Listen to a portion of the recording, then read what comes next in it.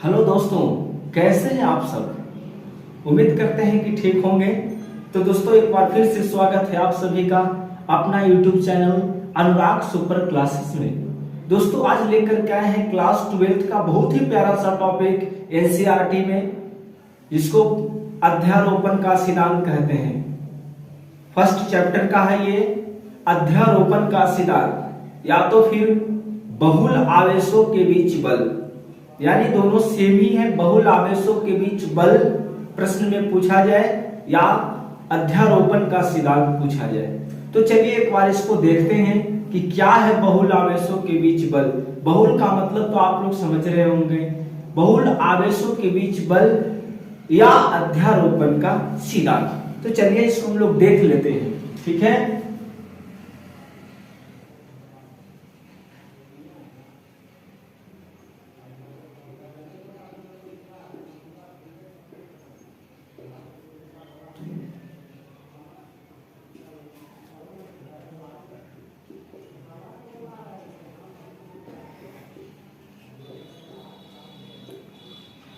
बहुल आवेशों के बीच बल या अध्यारोपण का सिद्धांत,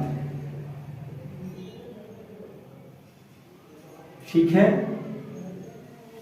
बहुल आवेशों के बीच बल, इसमें बहुल मतलब बहुत सारे आवेश की बात करना है इसमें, ठीक है। कहता है कि यदि कोई निकाय अनेक आवेशों से मिलकर बना हो, ठीक है ना। यदि कोई निकाय अनेक आवेशों से मिलकर बना हो तो उसमें किसी एक आवेश पर कार्यरत परिणामी बल जो उसमें, जैसे मान लीजिए कि ये आपका क्या है, ये आवेश है मान लीजिए आपके पास। अब ये आवेश पर जो अनेकों सारा आवेश इस पर क्या कर रहा है, बल लगा रहा है, ठीक है।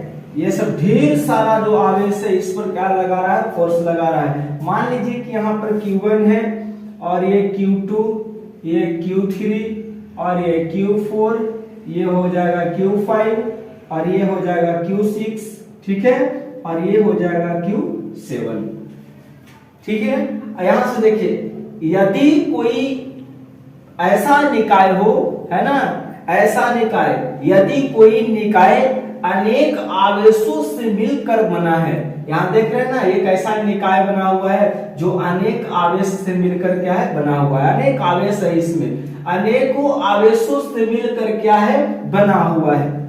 तो उसमें ये निकाय में, तो उसमें किसी एक आवेश पर, है ना, ये किसी एक आवेश है, तो किसी एक आवेश पर कार्यरत जो परिणामी बल होता है इस पर, इस आवेश पर जितने भी जो ये सब फोर्स लगा रहे हैं, है ना, कार्यरत जो परिणामी बल होता है, ठीक है, अन्य आवेशों द्वारा, ये सब जो अन्य आवेश हैं, अन्य आवेशों द्वारा उस पर लगाए गए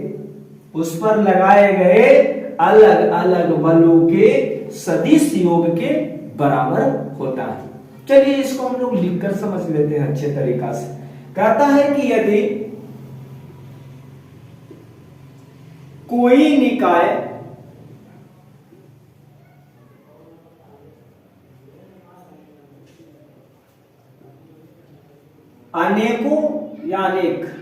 अनेक आवेशों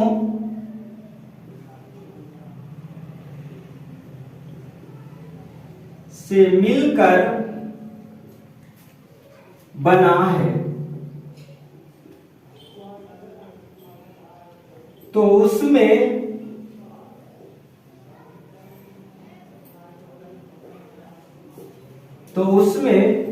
किसी एक आवेश पर, तो उसमें किसी एक आवेश पर कार्यरत परिणामी बल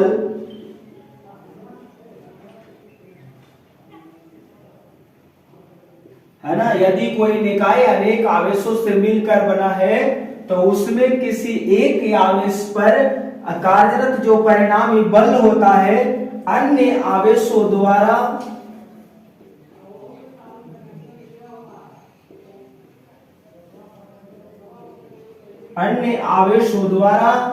उस पर लगाए गए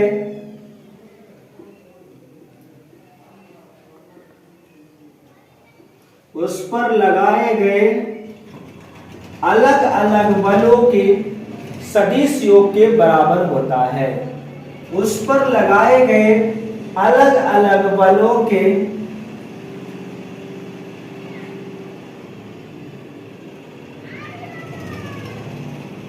अलग अलग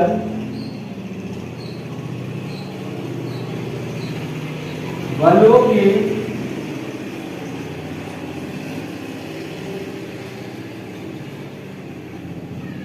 सदिश योग के बराबर होता है।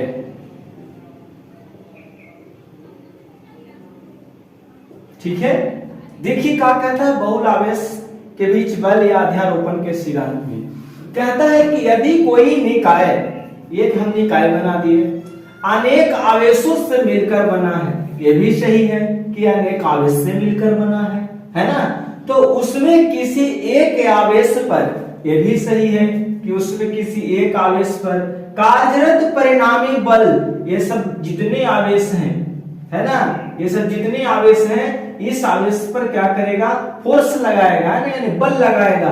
तो कार्यरत जो परिणामी बल होता है अन्य आवेशों द्वारा, ये सब अन्य आवेशों द्वारा उस पर लगाए गए, इस पर है ना Q1 पर, तो उस पर लगाए गए अलग अलग बलों के सदिश योग के क्या होता है, बराबर होता है। सदिश योग के बराबर होता है दोस्तों। यहाँ पर देखिए ये जो Q1 है आपका, Q1 एक आवेश है। हम लोग ना बहुत सारे आवेशों का एक निकाय बनाए हैं, एक ऐसा निकाय बनाए हैं जिसमें एक आवेश पर ये ढेर सारा आवेश जो है क्या कर रहा है, बल लगा रहा है। ठीक है, यहाँ पर Q7 था, यहाँ पर ऐसा लिख लीजिए, ये Qn हो सकता है और भी हो सकता है, ठीक है ना, और हो सकता है Qn हो गया ना, Q7 तक लिखे थे, Q7 Q8 Q9 Q10, ये सब बहुत सारा आवेश, क्योंकि बहुल आवेश कहिए रहा है ना, बहुत सारा, तो बहुत सारा आवेश जो है एक आवेश पर क्या करेगा, फोर्स लगाएगा।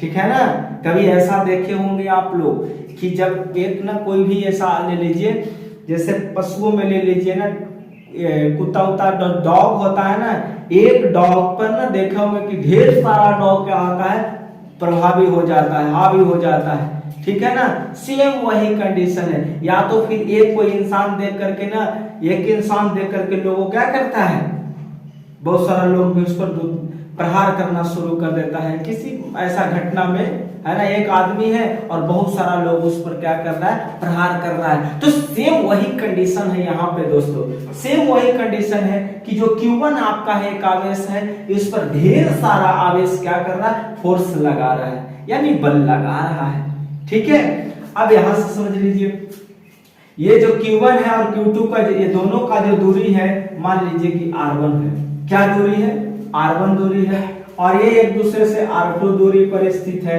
यह एक दूसरे से R3 दूरी पर स्थित है, यह एक दूसरे से कितना हो जाएगा, R4, इसको मान लीजिए R4 दूरी पर, ये इसको मान लीजिए R5 हो जाएगा। ठीक है, ये R6 हो जाएगा और यहाँ पे Rn हो जाएगा। समझ रहे हैं ना बात को, ये जो एक दूसरे से दूरी है Q1 और Q2 का दूरी हमने माना, क्या माना, R1 माना, और ये Q1 और Q3 का दूरी क्या है, R2 है, इसका जो दूरी है R3 है ना, इसी तरह से। अब यहाँ पर ना थोड़ा सा ध्यान देने की बात क्या है दोस्तों, ये जो Q1 पर जो Q2 बल लगा रहा है, यहाँ पे जो हम लोग लिखेंगे कि जो F है, जो बल कार्य कर रहा है, जो 1, जो यहाँ इसी तरह से लिखेगा कि जो फोर्स है ना, ये Q1 पर, देखिए यहाँ Q1 पर Q2 बल लगाया, F12 जिसको हम लोग कहते हैं ना, F12 कहिए इसको। F12 का मतलब क्या हो गया, देखिए यहाँ F12 का मतलब क्या हुआ कि जो Q1 पर Q2 फोर्स लगा रहा है ना, यानी बल लगा रहा है। Q1 पर कौन लगा रहा है बल? Q2। तो उसी प्रकार यहाँ अगर लिखे हम लोग तो क्या हो जाएगा F13, क्या भाई? तो Q1 पर Q3 बल लगा रहा है ना, Q3। और यहाँ लिखेंगे तो F क्या हो जाएगा, है ना, F14 हो जाएगा, यानी Q1 पर Q4 बल लगा रहा है, ये ध्यान दीजिएगा। यहाँ F15 हो जाएगा, Q1 पर Q5 बल लगाया। यहाँ अगर कहें तो क्या हो जाएगा F16 हो जाएगा कि Q1 पर Q6 बल लगाया, ठीक है। यहाँ अगर लिखे तो क्या हो जाएगा F17, है ना, कि Q1 पर Q7 बल लगा रहा है। और यहाँ क्या होगा F1N, कि भाई Q1 पर N बल लगा रहा है ना। जो और आप आवेश रखिएगा Qn रखिए, यहाँ से यहाँ 7 तक रखे थे, यहाँ 8 रखिएगा, 9 रखिएगा, तो इसी तरह से और बढ़ते चला जाएगा। तो आप लोग ऐसे निकाय को तो अभी समझ रहे होंगे, है ना। एक बार फिर से समझ लीजिए, इसका हम लोग व्यंजक निकालेंगे। जान लीजिए ऐसा कि एक Q1 आवेश रखे, उस पर ढेर सारा आवेश जो है मिलकर क्या कर रहा है, फोर्स लगा रहा है, बल लगा रहा है ढेर सारा, ठीक है ना, ढेर सारा बल लगा रहा है। और जो एक दूसरे से ये सब का जो दूरी है, कोई R1 है, कोई R2 है, कोई R3, कोई R4, R5, इस तरह से इतने इतने दूरी पर क्या है स्थित है। और इस सब के बीच में जो फोर्स लग रहा है दोस्त, उसी फोर्स को हमने लिखा है कि Q1 पर जो Q2 जो बल लगा रहा है, यानी F12 हो जाएगा, F13, F14, F15, F16, F17, इस तरह से F1N, इस तरह से बल हम लोग ने निकालने। अब यहाँ पर समझ लीजिए आपका आगे जो सदिश योग के बराबर कह रहा है, ठीक है ना। तो इस दोनों के बीच में जो हम लोग फोर्स निकालेंगे, जो F निकालेंगे, ठीक है, जो F निकालेंगे क्या होगा, सदिश योग के बराबर। क्योंकि यहाँ कह रहा है कि अलग अलग बलों के अलग अलग बल कौन हो गया आपका F12, F13, F14, इस तरह से अलग अलग बलों के सदिश योग के बराबर होता है, ठीक है ना। तो सदिश योग के बराबर में हम लोग चलिए इसको लिखें। योग कह रहा है, ये भी ध्यान रखना होगा, योग कह रहा है, ठीक है। यहाँ क्या हो जाएगा F12, वेक्टर लगाएंगे ऊपर में, क्योंकि सदिश की बात कर रहा था, प्लस हो जाएगा F13, ठीक है, प्लस F14,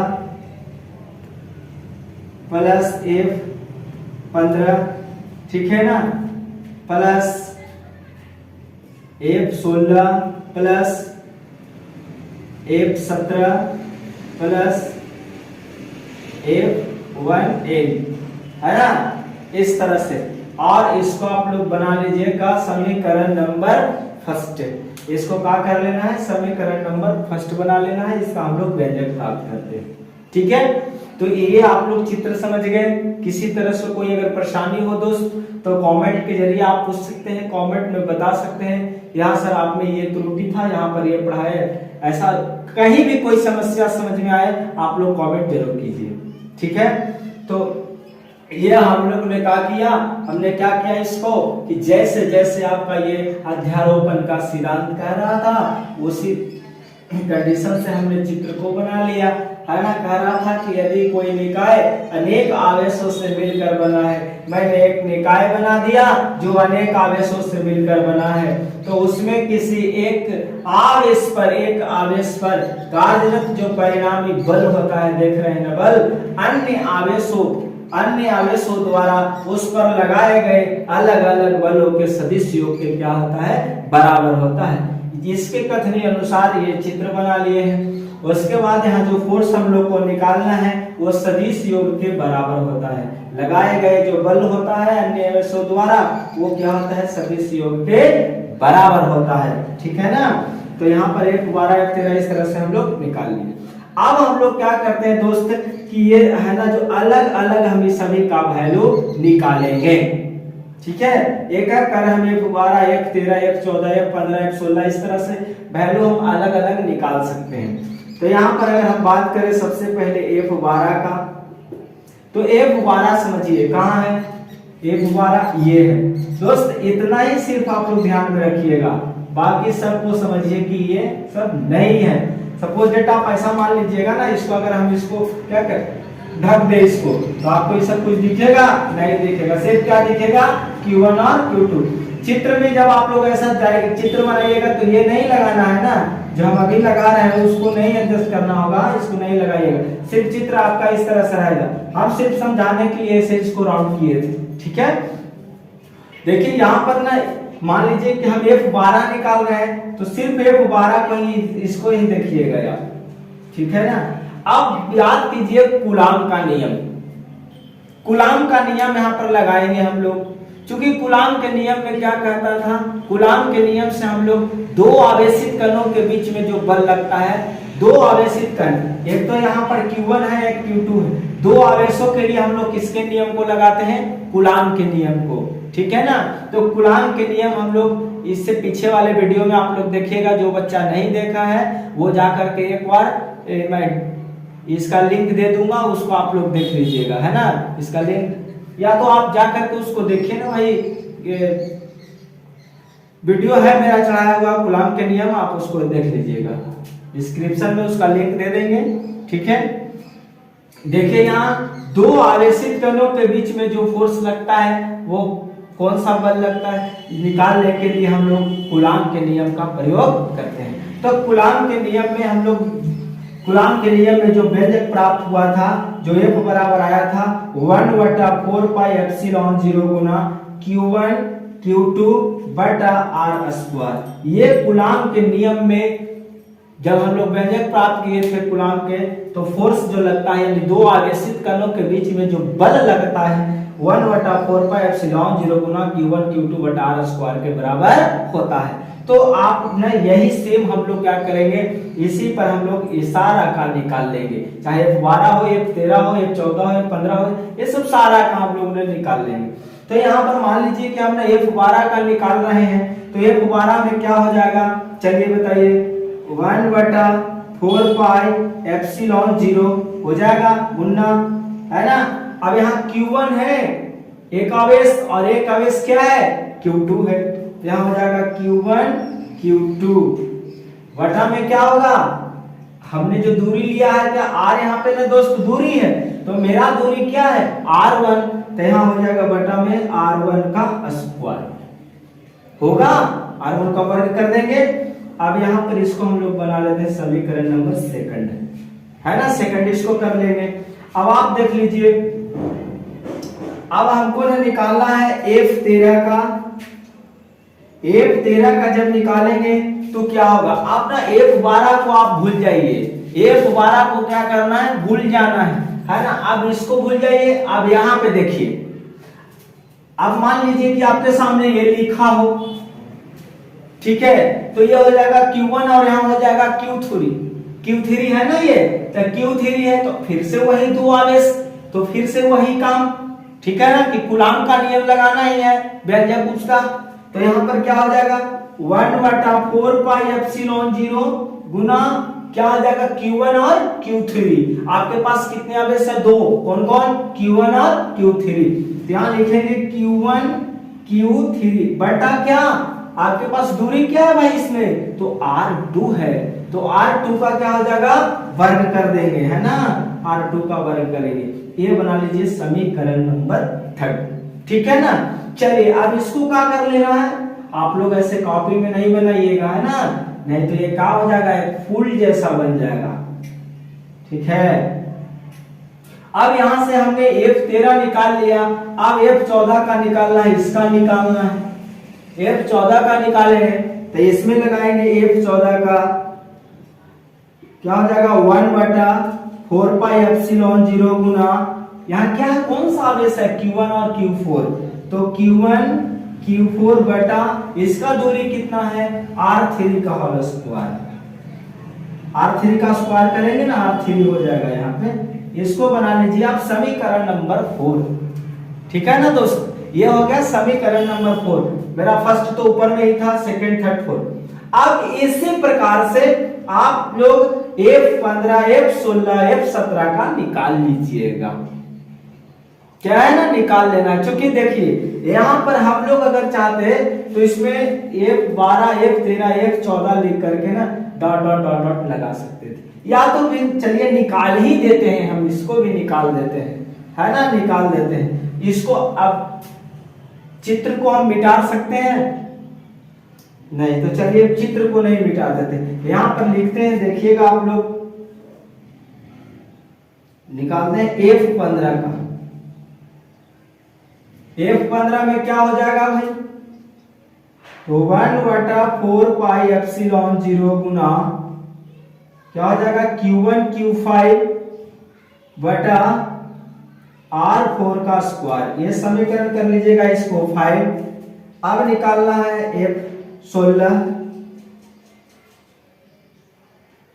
इसका हो जाएगा 1/4πε0 गुना Q1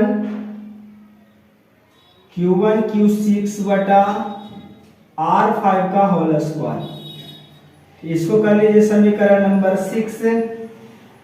चलिए उसके बाद F17 निकालना है हमको, यहाँ हो जाएगा 1/4πε0 गुना Q1 Q7 बटा R6 का होल स्क्वायर, इसको कर लीजिए आप समीकरण नंबर 7, है ना। अब निकालना है हम लोगों को किसका, F1n का, ठीक है। तो चलिए अब ऊपर से हम इसको मिटाते हैं, एक बार फिर से समझ लीजिएगा। इस जो कह रहा था अध्यारोपण में कि यदि कोई निकाय अनेक आवेशों से मिलकर बना है, तो ऐसे के अनुसार चित्र बना दिए हैं, तो उसमें किसी एक आवेश पर जो कार्यरत परिणामी बल है, ये एक आवेश है, इस पर बहुत सारा आवेश जो है ना, क्या करना है, मिलकर के ना बल लगा रहा है, ठीक है ना, मिलकर के बल लगा रहा है। तो एक आवेश पर कार्यरत परिणामी बल अन्य आवेशों द्वारा, ये सब जितने आवेश हैं उस पर लगाए गए अलग अलग बलों के सदिश योग के बराबर है। तो ये सब जितने भी बल लगा है वो सब क्या है, सदिश योग के बराबर है, ठीक है। F12 F13 F14 इस तरह से हमने कहा कि वैल्यू निकाल लिए हैं। अब बच रहा है मेरा क्या, F1n का, तो इसलिए हम ऊपर से इसको मिटा रहे हैं, ठीक है।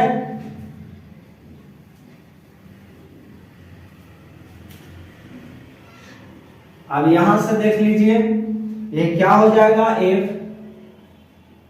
F1n, इसका हो जाएगा 1/4πε0 गुना Q1 Qn हो जाएगा, इसमें Q1 Qn बटा क्या, Rn का होल स्क्वायर, ये बना लीजिए समीकरण नंबर 8, ठीक है, समीकरण नंबर 8 बना लीजिए। अब मेरा ये सब जितना जो वैल्यू आया, समीकरण सेकंड, थर्ड, 4, 5, 6, 7, 8, ये सब सारे समीकरण को ले जाकर के फर्स्ट में एडजस्ट कर देना है ना, क्योंकि हमारा फर्स्ट में F12 F13 F14 इस सब का वैल्यू इसमें जाकर के, है ना, एडजस्ट कर देना है। तो हम लोग लिखेंगे, क्या लिखेंगे, समीकरण फर्स्ट में, समीकरण सेकंड, थर्ड, 4, 5, 6, 7 और 8 का मान और 8 का मान रखने पर, चलिए हम चित्र को भी मिटा देते हैं।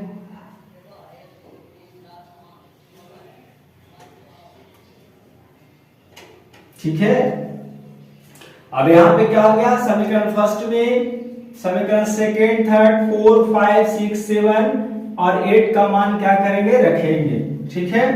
तो यहां समीकरण फर्स्ट था मेरा क्या, F बराबर F12 प्लस, F12 का वैल्यू क्या आया है 1/4πε0 गुना Q1 Q2 बटा R1 का स्क्वायर प्लस F जो है 13 का वैल्यू, F13 का आया है 1/4πε0 गुना Q1 Q3 बटा R2 का होल स्क्वायर, ठीक है। F13 का था, F14 का वैल्यू बैठाइए, तो 1/4πε0 गुना Q1 Q4 बटा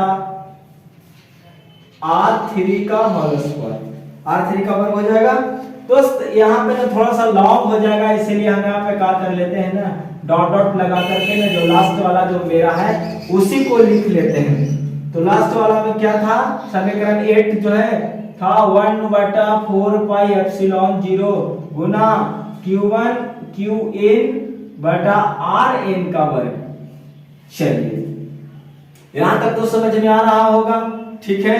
हमने F12 F13 F14 F15 F16 इस तरह सबका वैल्यू निकाले थे, कुछ बड़ा हो गया था, ये बड़ा हो जाता ना, 8 समीकरण को एडजस्ट 7 को समीकरण को एडजस्ट करना थोड़ा सा तो बड़ा हो जाएगा ही ना, मेरे पास भी स्पेस कम हो जाएगा, ठीक है। तो इसी के लिए हमने यहाँ पे डॉट डॉट लगा दिए हैं और लास्ट वाला सिर्फ लिखे हैं, ठीक है। चलिए इसको मिटाते हैं।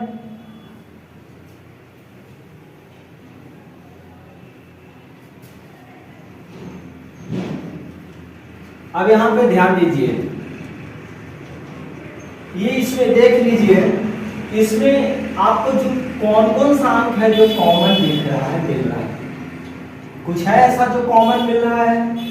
तो आप बोलिएगा हाँ सर है, क्या है? तो 1/4πε0, ठीक है। अब यहां बचेगा क्या, Q1 Q2 बटा R1 का स्क्वायर प्लस Q1 Q3 बटा R2 का स्क्वायर प्लस Q1 Q4 बटा R3 का square plus dot dot Q1 Qn बटा Rn का स्क्वायर। चलिए इतना आ गया समझ में। अब यहां पर भी कुछ और कॉमन इसमें दिख रहा है, तो बोलिएगा हाँ सर और दिखा, क्या है? तो Q1 है जो सब में मिल रहा है ना Q1, तो Q1 को भी बाहर निकाल लेते हैं।